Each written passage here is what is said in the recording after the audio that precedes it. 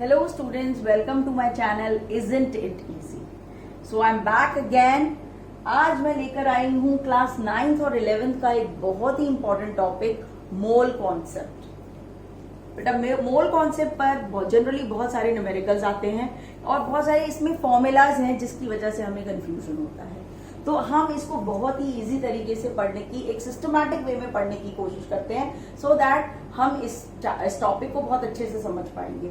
और लास्ट में जब न्यूमेरिकल सॉल्व करूंगी ना, उसके बाद मैं न्यूमेरिकल्स को सॉल्व करने की एक ट्रिक भी बताऊंगी जिससे ये न्यूमेरिकल्स बिना फॉर्मूला के भी बहुत जल्दी सॉल्व हो जाएंगे। तो मेरी आपसे रिक्वेस्ट है, एडवाइस है कि इस वीडियो को लास्ट तक जरूर देखना, मिस मत करना बच्चों, ठीक है। तो मैं आज लेकर आई हूँ मोल कॉन्सेप्ट। अब जब हम मोल कॉन्सेप्ट की बात करते हैं ना बेटा, तो सबसे पहले हमें सोचना चाहिए कि अगर मैं ऐसे बात करूं, बैंक्स की बात करूं, तो बैंक्स में हम क्या देखते हैं, अलग अलग डिनोमिनेशंस के कॉइन्स होते हैं और वो कॉइन्स बहुत सारे होते हैं और उनकी काउंटिंग करना प्रैक्टिकली पॉसिबल नहीं होती। But the bank knows the weight of each denomination.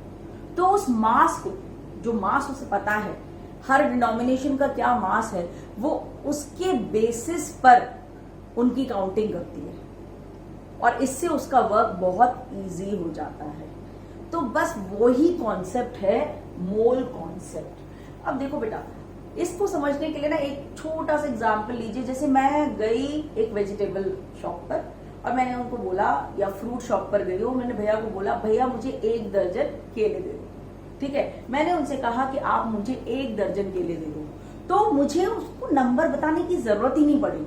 आप भी जानते हैं, जैसे ही मैंने नाम लिया 1 डजन, आपको क्या पता चल गया कि वो मुझे कितने केले देगा? वो मुझे 12 केले देगा।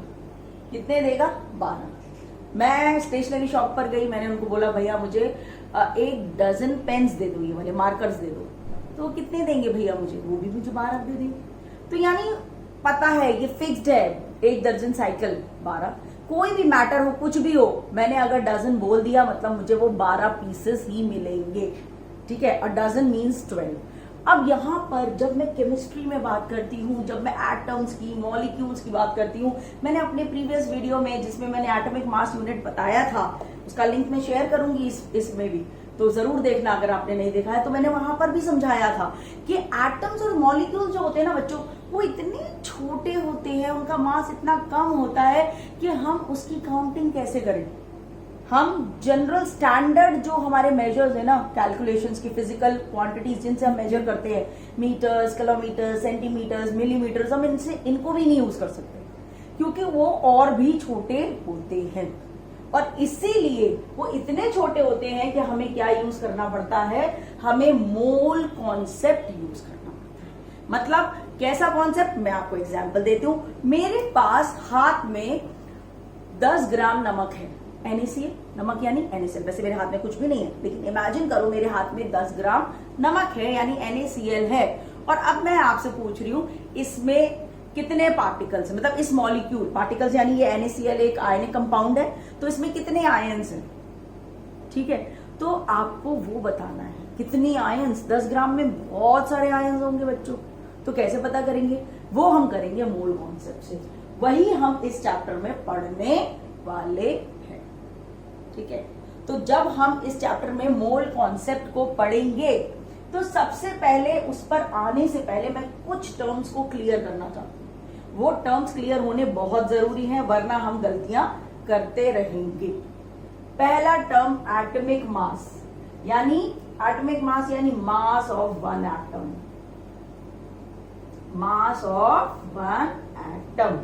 अब जब मैं मास ऑफ 1 एटम की बात करूं, तो वो सोडियम का एटम हो सकता है, वो कार्बन का एटम हो सकता है, वो हाइड्रोजन का एटम हो सकता है, वो किसी का भी एटम हो सकता है। मास ऑफ 1 एटम, ठीक है। दूसरा देखते हैं मॉलिक्यूलर मास, यानी मास ऑफ 1 मॉलिक्यूल।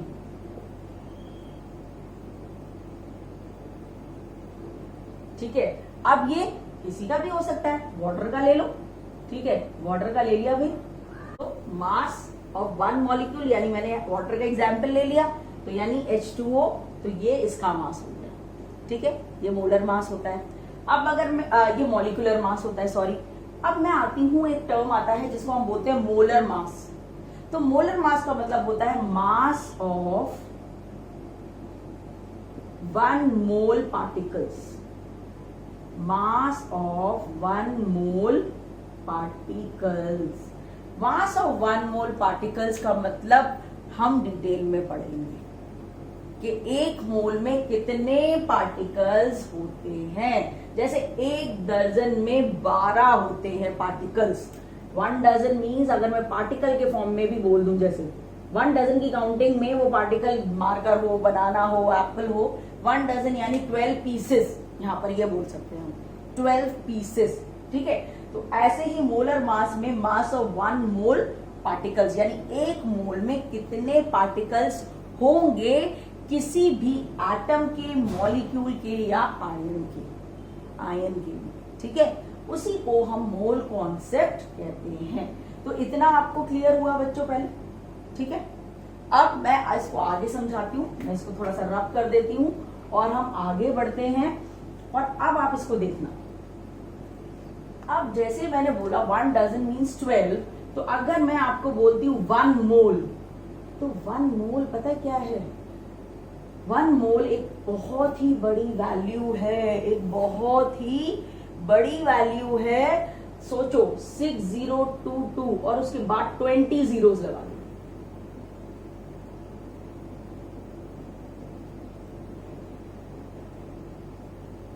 शायद ये 20 है, वैसे मैंने काउंट किया है।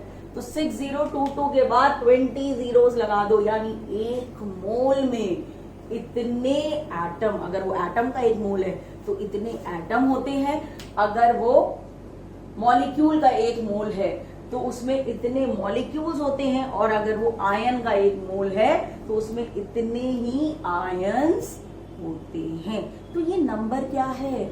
ये नंबर अगर मैं स्टैंडर्ड टर्म में लिखूं मैथ्स के, तो स्टैंडर्ड टर्म में ये 6.022 इंटू 10⁻23 पार्टिकल्स होता है। इसको हम एवोगैड्रोस नंबर भी बोलते हैं, एवोगैड्रोस नंबर और कांस्टेंट। ठीक है, इसको हम Na से रिप्रेजेंट भी करते हैं, एवोगैड्रोस नंबर या एवोगैड्रोस कांस्टेंट। ये क्यों एवोगैड्रोस नंबर या कांस्टेंट है? Again there was a scientist name Amedeo Avogadro. उन्होंने फाइंड आउट किया, अपना लैब में सेटअप किया, ढूंढा और निकाला कि एक मोल में किसी भी पार्टिकल, मतलब यू कैन से किसी भी एलिमेंट के, चाहे वो एटम हो, चाहे वो मॉलिक्यूल हो, चाहे वो आयन हो, उसके इतने पार्टिकल्स होंगे। अब इस कॉन्सेप्ट को थोड़ा डिटेल में समझने की कोशिश करते हैं। ठीक है, तो अगर मैं आपको बोलूं 1 डजन बनाना, तो यानी 12 बनाना। अगर मैं आपको बोलूं 1 मोल बनाना, 1 मोल यानी 6.022 इंटू 10⁻23 बनाना। ऐसे समझ रहे हो? ऐसे समझ लो 1 मोल यानी मैंने 1 मोल बोला तो समझ जाओ किसी का भी 6.022 इंटू 10⁻23 है नंबर। ठीक है, तो अगर मेरे पास NaCl है 10 ग्राम, ठीक है, तो वैसे तो मैं फॉर्मूला निकाल के बताऊंगी। अगर मैं मानूं कि 1 मोल NaCl है तो मेरे पास 6.022 इंटू 10⁻23 NaCl के आयंस हैं। Is it clear?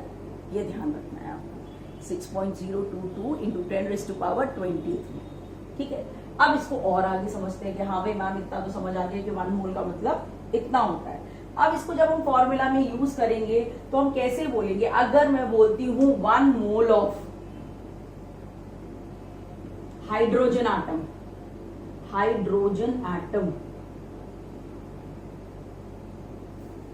क्योंकि हाइड्रोजन का मास कितना है? 1। तो 1 मोल ऑफ हाइड्रोजन एटम अगर मैं बोलती हूं तो वो होगा 6.022 इंटू 10⁻23 एटम्स ऑफ हाइड्रोजन। यानी एक मोल में कितने हाइड्रोजन एटम है? 6.022 इंटू 10⁻23 एटम है एक मोल ऑफ हाइड्रोजन में।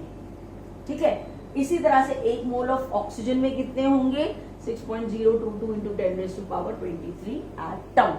इसी तरह से एक मोल ऑफ वाटर में अगर मैं बोलूं, एक मोल ऑफ वाटर, तो भी यही लिखूंगी 6.022 इंटू 10⁻23, बट यहां पर मैं क्या लिख दूंगी? मॉलिक्यूल्स।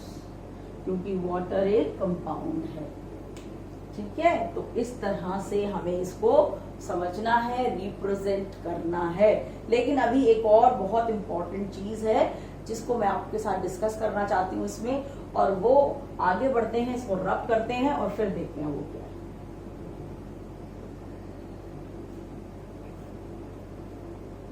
चलो लेट अस सी, अब हमें क्या डिस्कस करना है, और वो ये है, हमें डिस्कस करना है पार्टिकल्स में अगर एटम्स हैं या मॉलिक्यूल्स हैं तो उनके जो हम मासेस ले रहे हैं, हम जो उनके मासेस ले रहे हैं, ठीक है, तो अगर मैं एटम का मास लूंगी तो उसको मैं यहां पर यूज करूंगी ऐसे ग्राम एटमिक मास, ग्राम एटमिक मास एटम का, जिसको मैं GAM भी बोल सकती हूं। अगर मैं मॉलिक्यूल ले रही हूं तो मैं उसको बोलूंगी ग्राम मॉलिक्यूलर मास।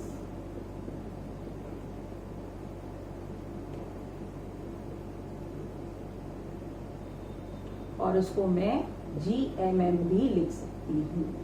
ठीक है, एटम मॉलिक्यूल, ठीक है, ग्राम एटमिक मास, ग्राम मॉलिक्यूलर मास। अब इसको समझने के लिए मैं एक एग्जांपल लेती हूँ। सपोज मैंने लिया नाइट्रोजन का एग्जांपल। आपको पता है नाइट्रोजन का मास कितना है? तो जो कुछ एलिमेंट्स हैं जिनका मास आपको याद कर लेना चाहिए। ठीक है, मैं लास्ट में एक पिक्चर अपने वीडियो के साथ अटैच करूंगी, कम से कम उन एलिमेंट्स का मास आपको आना चाहिए। वैसे तो न्यूमेरिकल सॉल्व करते करते आ जाता है, बट फिर भी आना चाहिए, इट इज इम्पोर्टेंट। ठीक है, तो अगर मैं नाइट्रोजन के मास की बात करती हूँ, तो अगर मैं 14U लिखती हूँ तो मैं किसकी बात कर रही हूँ? मैं यूनिफाइड मास की बात कर रही हूँ, यानी एटमिक मास नंबर, यानी एटमिक मास यूनिट की बात कर रही हूँ, जो मैंने अपने पिछले वीडियो में डिस्कस किया था आपके साथ। लेकिन अगर इसी को मैं 14 ग्राम्स लिख दूं, ठीक है, तो ये AMU है, एटमिक मास यूनिट है। और अगर मैं ग्राम लिख दूं तो ये GAM बन जाएगा, यानी ग्राम एटमिक मास बन जाएगा। समझ आया डिफरेंस? समझ आया? क्योंकि मैं न्यूमेरिकल्स में इसको AMU के फॉर्म में नहीं लूंगी मोल कॉन्सेप्ट में, अब मोल कॉन्सेप्ट में मैं इसको GAM के फॉर्म में लेने वाली हूँ। तो इसीलिए ये डिफरेंस आपको याद रखना है। तो देखते हैं, आप ग्राम मॉलिक्यूलर मास को समझते हैं। तो ग्राम मॉलिक्यूलर मास, इसका तो डिफरेंस हमें समझ आ गया ग्राम एटमिक मास का। अगर मुझे ग्राम मॉलिक्यूलर मास समझना है तो पहले मुझे मॉलिक्यूलर मास निकालना आना चाहिए। अगर मुझे मॉलिक्यूलर मास निकालना नहीं आएगा तो फिर मैं ग्राम मॉलिक्यूलर मास कैसे डिटेक्ट करूंगी? तो जैसे कि आप लोगों ने पढ़ा होगा, वाटर का अगर मुझे मॉलिक्यूलर मास निकालना है तो वाटर में 2 एटम्स हैं, एक हाइड्रोजन और एक ऑक्सीजन। हाइड्रोजन कितने हैं? हाइड्रोजन के भी 2 टाइप ऑफ एलिमेंट है, हाइड्रोजन और ऑक्सीजन, और हाइड्रोजन के 2 एटम्स हैं और ऑक्सीजन का 1 एटम है। और हाइड्रोजन का एटमिक मास होता है 1, तो 2 into 1 किया, प्लस लगाया। ऑक्सीजन का एटमिक मास होता है 16, और ये एक ही एटम है इसमें, तो 16 सॉल्व कर देंगे। 2 + 16 कितना हो गया बच्चों? 18U। 18U, तो ये इसका मॉलिक्यूलर मास है। ये क्या है इसका? 18U molecular mass. तो अगर मैं वाटर का इस तरह से लिखूं 18U, तो मैं किसकी बात कर रही हूं? मैं मॉलिक्यूलर मास की बात कर रही हूं। और अगर इसी को मैं 18 ग्राम लिख दूं बच्चों, तो मैं किसकी बात कर रही हूं? मैं ग्राम मॉलिक्यूलर मास की बात कर रही हूं। तो अब आपको डिफरेंस समझ आया? ये मैं एटम मॉलिक्यूलर मास की बात कर रही हूं, मॉलिक्यूलर मास, क्योंकि इसमें AMU नहीं ले सकते हम, ये मॉलिक्यूलर मास है, और ये ग्राम मॉलिक्यूलर मास है, यानी सिंबल का डिफरेंस है। ये यूनिफाइड मास के फॉर्म में है और ये ग्राम के फॉर्म में है, क्योंकि हमें तोलना है तो ग्राम लेना पड़ेगा। समझ रहे हो? तोल मोल के वो वही वाला। ठीक है, तो इस तरह से हम पहले मॉलिक्यूलर मास निकालेंगे, फिर उसी को ग्राम मॉलिक्यूलर मास के फॉर्म में लिख देंगे। अब इसमें मैं एक और क्वेश्चन इसलिए और बताने वाली हूँ, सो दैट आपको कभी भी इनके न्यूमेरिकल्स में प्रॉब्लम ना आए। और वो क्वेश्चन मैं ले रही हूँ, सॉल्व आप करना, देखना मैं पूरा सॉल्व नहीं करूंगी। ठीक है, आंसर आप निकालना, या आप ही के लिए क्वेश्चन रहेगा, और कमेंट में जरूर डालना उस आंसर को जब आप ये वीडियो देखोगे तो। Na2SO4.10 of H2O, ठीक है, इसका मुझे मॉलिक्यूलर मास निकालना है। तो मैंने इसलिए बताया क्योंकि इसमें 10 मॉलिक्यूल्स ऑफ वाटर भी अटैच्ड है, तो हम कंफ्यूज ना हो।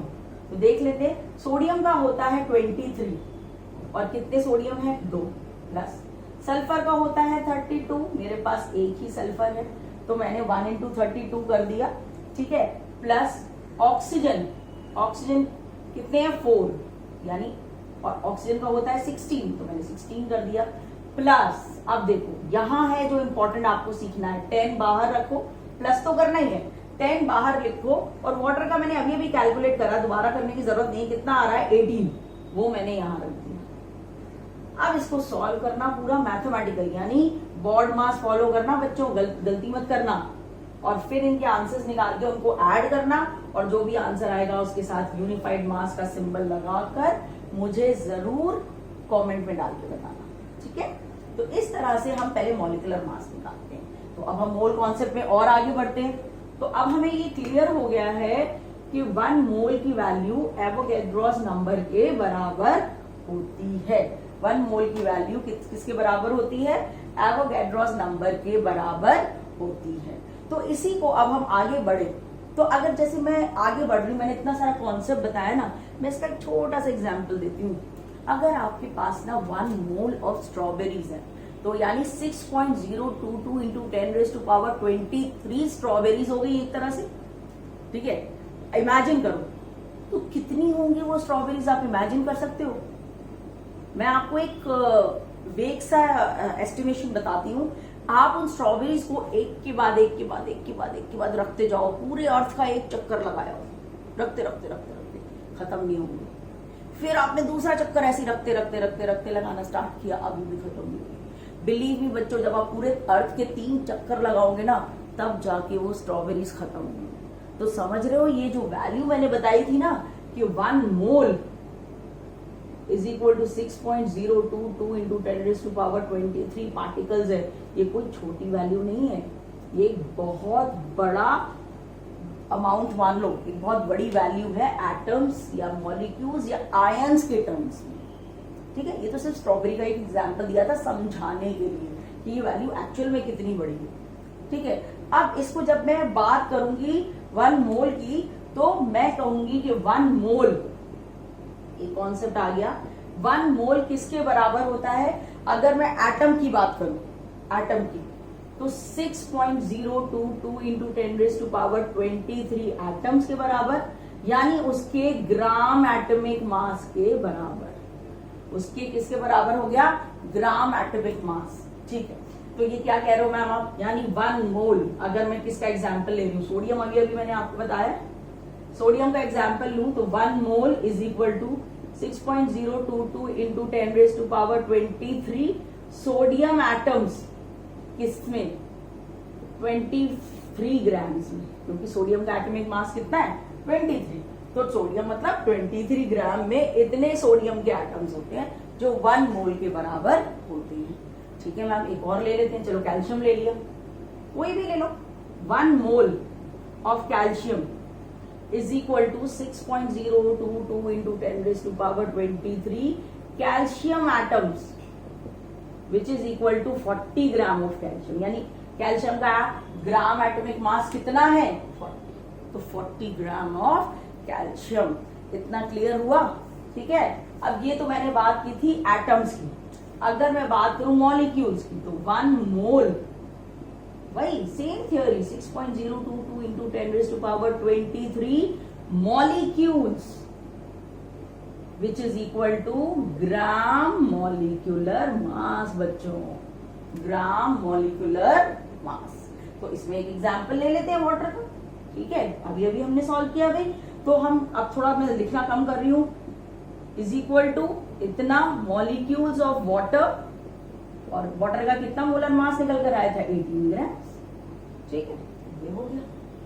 अब गैस की अगर मैं बात करूं, तो ये थोड़ा सा 11th की बात हो गई। 11th के बारे में अगर मैं बात करूं, तो गैस की बात करूं, इन केस ऑफ गैस, तो मैं यहां आप कर देती हूं, थोड़ा सा गैसेस की बात करते हैं यहां पर, ठीक है। चलो भाई गैस की बात करते हैं। तो अगर मैं इन केस ऑफ गैस बात करूं, इन केस ऑफ गैसेस, कोई भी गैस हो, उसे हमें स्टैंडर्ड टेम्परेचर और प्रेशर पर उसको, उसके पार्टिकल्स को स्टडी करना पड़ता है। तो जब मैं स्टैंडर्ड टेम्परेचर और प्रेशर पर बोलती हूं, तो 1 मोल फिर से वही होगा 6.022 into 10 raised to power 23 particles of gases. Particles of gases या gaseous particles जिसको बाय वॉल्यूम हम बोलते हैं 22.4 लीटर. सो 22.4 लीटर हो गया. ठीक है, तो आपको याद रखना है कि वॉल्यूम ऑफ, क्योंकि गैसेस को हम किस फॉर्म में लेते हैं, वॉल्यूम के फॉर्म में. तो volume of 1 mole of any gas, it could be carbon dioxide, sulphur dioxide, sulphur trioxide, कोई भी गैस ले लीजिए.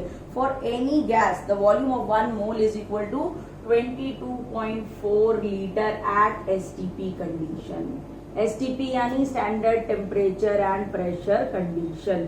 तो standard temperature and pressure condition क्या होती है? टेम्परेचर होना चाहिए 273 केल्विन और प्रेशर होना चाहिए कितना, वो भी आपको याद रखना है कि टेम्परेचर 273 केल्विन और प्रेशर है 1 एटमॉस्फेरिक प्रेशर.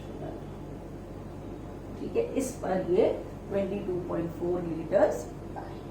ठीक है, अब हम फॉर्मूलाज देखेंगे मोल कॉन्सेप्ट के, जिसके बेसिस पर हमारे को न्यूमेरिकल्स आ सकते हैं. तो let us see the formulas now. So here are the formulas which we will be using in the numericals in the mole concept. सबसे पहला फॉर्मूला एटम्स के लिए, where n stand for number of moles. किसके लिए stand करता है? Number of moles के लिए स्टैंड करता है बच्चों. m का मतलब मास, कितना मास है इन ग्राम्स, हम ये बोल सकते हैं इन ग्राम्स. ठीक है, और ये मैं आपको बता ही चुकी हूँ, उसका मतलब है ग्राम एटॉमिक मास. ठीक है, तो ये एटम्स के लिए हो गया. सिमिलरली यहाँ पर देखो n stands for number of moles, m mass in grams, और ये हो गया ग्राम मॉलिक्यूलर मास. तो ये किसके लिए? ये मॉलिक्यूल्स के लिए. ठीक है, ये एटम्स के लिए. अब यही अगर पार्टिकल्स के फॉर्म में मोल्स निकालने हो तो n stands for number of moles. ठीक है, n तो वही हो गया नंबर ऑफ मोल्स. अब n का मतलब क्या होता है? n का मतलब होता है गिवन पार्टिकल्स. गिवन पार्टिकल्स, कितने पार्टिकल्स आपको दिए हुए हैं, वो हो गया आपका. और ये क्या है? ये तो आपका भाई एवोगैड्रोस नंबर है. एवोगैड्रोस. ठीक है, तो एक बहुत बड़ी वैल्यू है. अब हम इधर आ जाते हैं गैसियस सब्सटेंस. ये किसके लिए हो गया? ये गैसियस सब्सटेंस के लिए हो गया भाई. ठीक है, ये गैसियस सब्सटेंस के लिए हो गया, यानी number of moles is equal to volume given by the standard volume at STP. ठीक है, number of moles is equal to volume given by volume at STP. ठीक है, तो इनसे आप किसी भी मोल कॉन्सेप्ट के न्यूमेरिकल्स को निकाल सकते हैं अगर आपको ये वाले फॉर्मूलाज आते हैं. चलो, अब तो हमारा कॉन्सेप्ट पूरा क्लियर हो चुका है. अब हम न्यूमेरिकल्स पर आते हैं. So let's take numericals. पहला question, calculate number of moles in 5 gram of calcium. 5 gram of calcium. क्या निकालना है मुझे? नंबर ऑफ मोल्स निकालने हैं. किसमें? कैल्शियम में. और देखिए 9th के बच्चों को तो जनरली एटॉमिक मास दिया होता है, बट 11th के बच्चों को थोड़ा याद कर लेना चाहिए. इसका एटॉमिक मास दिया है 40 U अगर. ठीक है, कैल्शियम का एटॉमिक मास मुझे पहले ही दे दिया है न्यूमेरिकल में 40 U. तो अब मुझे निकालना है, आपको फॉर्मूला याद है, number of moles mass upon gram atomic mass. अभी अभी ये फॉर्मूला लिखवाया था. तो मास कितना है मेरा? 5 ग्राम. ग्राम एटॉमिक मास कितना है मेरा? 40 ग्राम. तो मैं इसको कट कर दूंगी. 5 1 से 5, 5 8 से 40. मेरे पास आ गया 1/8. में 1/8 नहीं छोड़ूंगी, मैं इसको डेसिमल में कन्वर्ट करूंगी और मैं इसको यहाँ पर लिखूंगी. क्या लिखूंगी? 2. ठीक है, 0.12. अब 2 से भी गया, ये 64 आ गया. 8 5 40, 0.125. और यहाँ पर मैंने लिख दिया मोल. कितने मोल्स हैं? 0.125 मोल. ठीक है, इस तरह से आपको न्यूमेरिकल मिल गया. सिंपल सा न्यूमेरिकल था. अब इसी न्यूमेरिकल का अगर आपको ऑपोजिट मिल जाता है तो लेट अस सी कि अगर ऑपोजिट मिलता है तो कैसे करेंगे, तो हम वो भी देख लेते हैं. कैलकुलेट क्योंकि क्या होता है ना, हम कॉन्सेप्ट तो समझ जाते हैं बच्चों, लेकिन हम फंसते कहाँ पर हैं, हम फंसते न्यूमेरिकल्स में, वहां पर हम वैल्यूज को जज नहीं कर पाते, तो वहां गड़बड़ हो जाती है। तो यही ले लेते हैं भाई, calculate mass of water, calculate mass of water in 5 moles of water. अगर मेरे पास वाटर के 5 moles हैं तो उसमें कितना मास होगा, 5 moles। फॉर्मूला सेम है, n is equal to m upon, यहां पर बस ये हो गया gm। अब इसको देखो, n की जगह इस बार मेरे पास 5 है, मुझे मास नहीं पता, मास को x मान लो, gmm वाटर का मैं कैलकुलेट कर चुकी, दोबारा नहीं कर रही, मॉलिक्यूलर मास 18 होता है, तो मेरा मास कितना हो गया 5 इंटू 18 मैथ्स, ठीक है, मल्टीप्लाई कर दो और आंसर लिख, ठीक है, 5 8 40, 0 4 कैरी, 5 1 5 और 4 9 यानी 90 ग्राम्स मेरा आंसर आ गया। तो इस तरह से न्यूमेरिकल आ सकता है। दूसरा हम देखते हैं पार्टिकल्स की फॉर्म में, ठीक है, पार्टिकल्स का न्यूमेरिकल देख लेते हैं भाई, क्योंकि वही पार्टिकल्स आ गए तो कैसे करेंगे। तो चलो मैं इसको रख करती हूँ और एक पार्टिकल्स का न्यूमेरिकल भी देख लेती हूँ। So let's take the numerical now. Calculate the mass of 3.011 into 10 raised to power 24 molecules of nitrogen gas। Gas मतलब N2। तो सबसे पहली बात, अब यहाँ पे पार्टिकल्स की बात आ गई है, तो मेरा फॉर्मूला क्या है, याद है ना आपको, N upon N, number of moles. लेकिन इन्होंने नंबर ऑफ मोल्स नहीं पूछा, मास पूछा है, वो मैं बताऊंगी कैसे निकलेगा। पहले ये देखो, N is equal to N upon N, ठीक है। अब देखिए यहाँ पर हमें क्या करना है, सबसे पहले हमें यहाँ पर एक मास, मोलर मास भी निकाल के रखना है, क्योंकि उसकी भी जरूरत पड़ने वाली है, मुझे उसकी भी जरूरत पड़ने वाली है, तो मेरे को मोलर मास निकालना है। तो ग्राम मॉलिक्यूलर मास, अगर मैंने बोला N का, नाइट्रोजन का एटम का मास होता है 14, तो मॉलिक्यूलर मास हो गया 14 इंटू 2 यानी कि 28 ग्राम। ये मैंने निकाल के रखना है, ये मुझे अभी यूज करना है। तो मैंने यहाँ पर क्या किया, N यानी 3.011 into 10 raise to power 24 upon 6.022 into 10 raise to power 23, ठीक है।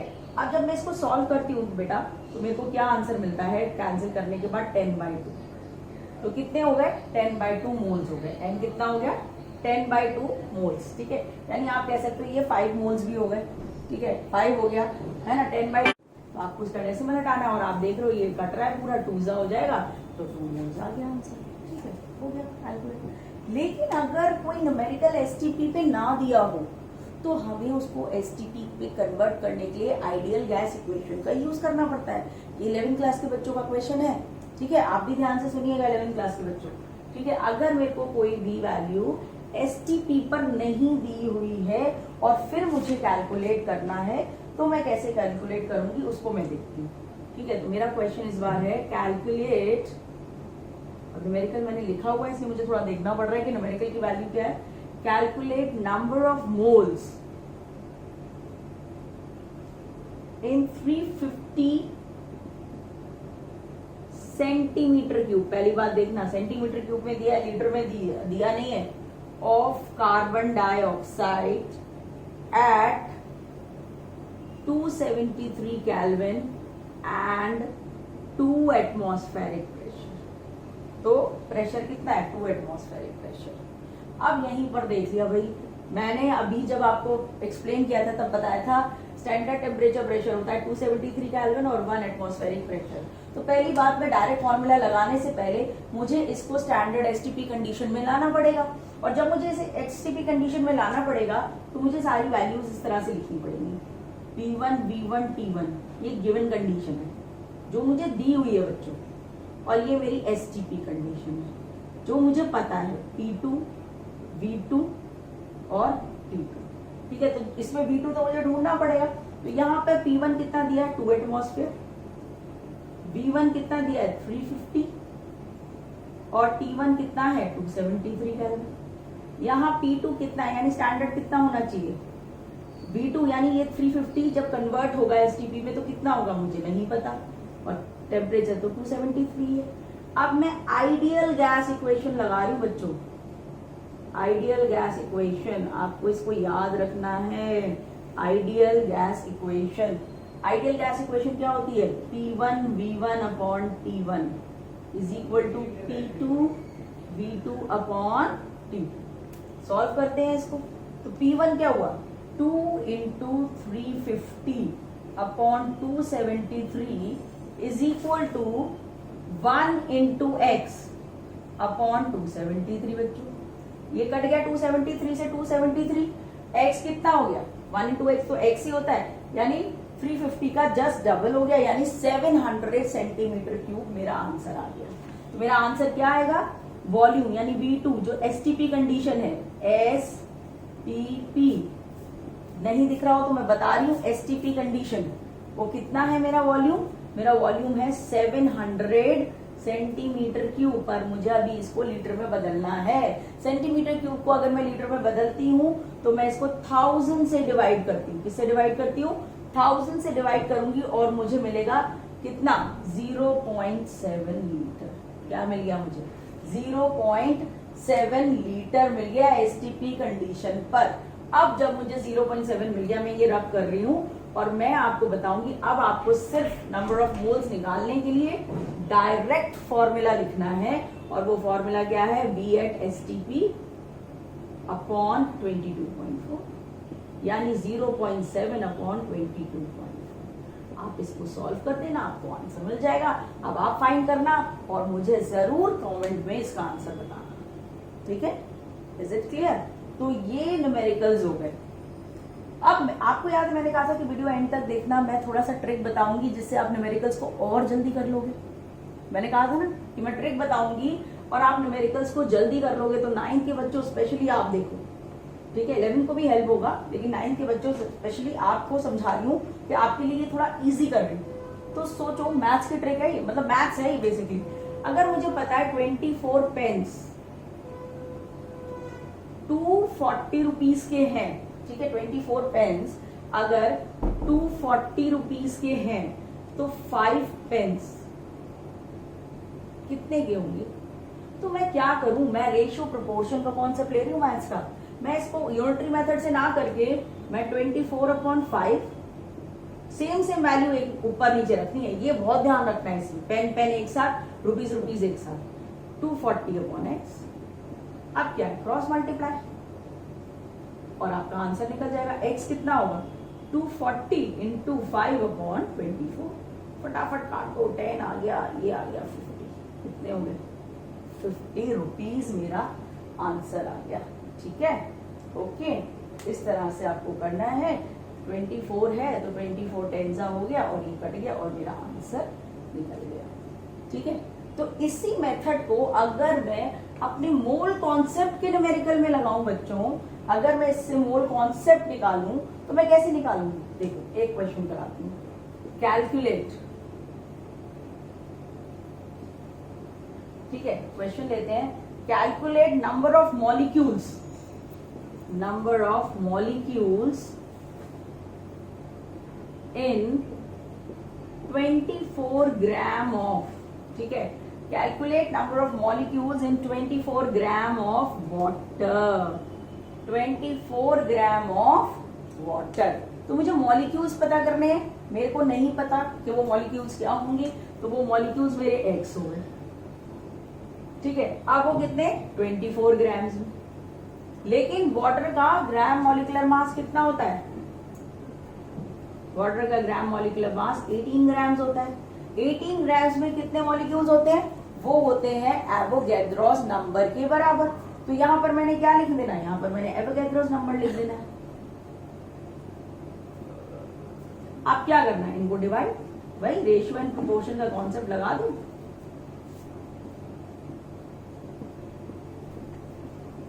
ठीक है?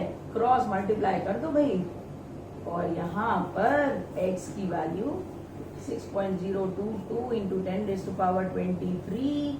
ठीक है? ये गया 24 के साथ, नीचे आया 18। इसको सॉल्व कर दो, आपका आंसर आ जाएगा। कितने मॉलिक्यूल्स हैं? तो जब आप सॉल्व करोगे तो इसका आंसर आएगा 8.03 इंटू 10⁻23 मॉलिक्यूल्स। बच्चों आप ट्राई करके देखना, इस मेथड से आप किसी भी न्यूमेरिकल को निकाल सकते हो अगर आप फॉर्मूला भूल गए हो। अगर आपको लगता है कि आपको फॉर्मूला याद नहीं है तो आप इस मेथड से कोई भी न्यूमेरिकल निकाल सकते हो। बस ये ध्यान रखना है लाइक टर्म्स वाली वैल्यू साथ रखनी है और फिर रेशियो प्रोपोर्शन के कॉन्सेप्ट से उसे क्रॉस मल्टीप्लाई कर देना है। आई होप बच्चों अब होल कॉन्सेप्ट में आपको कोई प्रॉब्लम नहीं आएगी, उसके न्यूमेरिकल्स भी आप अच्छे से सॉल्व कर पाएंगे। और अगर इस वीडियो ने डेफिनेटली आपको हेल्प किया है तो आप भी मेरी हेल्प कीजिए, क्योंकि मैंने भी बहुत मेहनत की है। आप भी इस वीडियो को लाइक कीजिए, इसे शेयर कीजिए, सब्सक्राइब कीजिए और बेल आइकन जरूर प्रेस कीजिए, सो दैट जब भी मेरा नया वीडियो आएगा सबसे पहले आपको उसका बेनिफिट मिले।